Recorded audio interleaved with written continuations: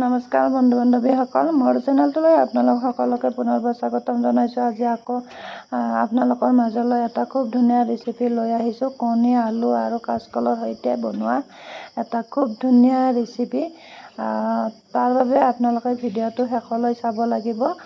আৰু মই কাচকল লৈছোঁ 2টা, কণী লৈছোঁ, বিলাহী লৈছোঁ 1টা আৰু আলু লৈছোঁ।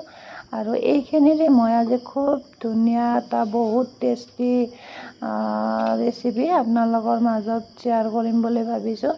কাচকলকেইটাৰ আগবোৰ কাটি লৈ কুকাৰত চিটি এটা মাৰি ল'ম। কণী, আলু আৰু কাচকল একেলগে কুকাৰত দি চিটি মাৰি ল'ম। আৰু মই কুকাৰত কণী অকণমান বেছিকৈ দিছোঁ, কেইটামান।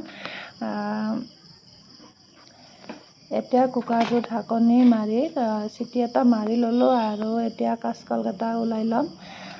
কাচকলকেইটা বাকলি গুচাই, আৰু এই বাকলিখিনি কিন্তু মই পেলাই নিদিওঁ। বাকলিখিনিৰ এটা খুব ধুনীয়া এটা চাটনি তৈয়াৰ কৰি খাব পাৰি। আপোনালোকে যদি খাই পোৱা নাই তেনেহ'লে নিশ্চয় এবাৰ এই কাচকলৰ বাকলিৰ চাটনি বনাই খাই চাব। বহুত টেষ্টি হয়, বহুত বেছি ভাল লাগে এই চাটনিখন খাবলৈ।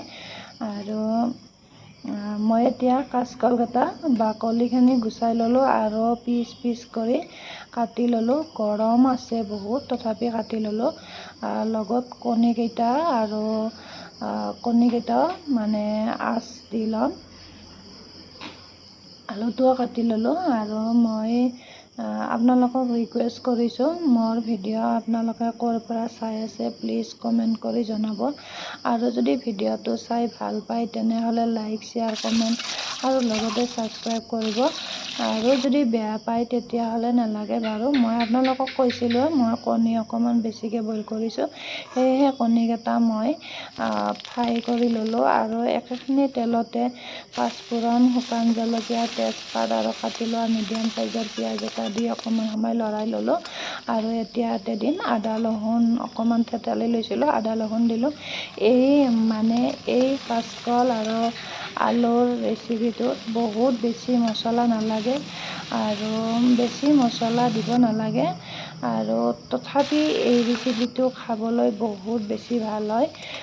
আদা নহৰু পিঁয়াজখিনি মই অকণমান সময় লৰাই দি তাত দিলোঁ অকণমান গৰম মছলা আৰু ৰেড চিলি, আৰু দিলোঁ লগতে নিমখ, হালধি দি ল'লোঁ। দি অকণমান সময় লৰাই লৈ এতিয়া মই কাটি লোৱা আলু আৰু বইল কৰা কাচকলখিনি দি ল'লোঁ। আৰু কাঁচা জলকীয়া 2টা দিছোঁ। আৰু লগতে এতিয়া পানী অকণমান দি লৰাই লৈ ঢাকনি মাৰি দিম। আৰু মই দিছোঁ ইয়াতে ভোট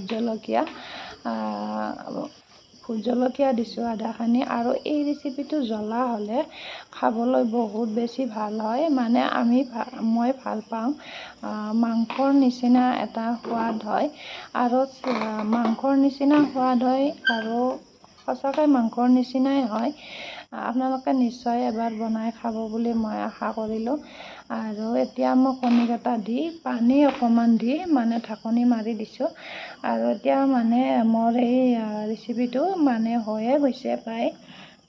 এতিয়া শেষত মই অকণমান গৰম মছলাৰ গুড়ি দি মান ধনিয়াৰ পাত অকণমান কাটি দিলোঁ। আৰু মোৰ চব্জি ৰেডি হৈ গ'ল।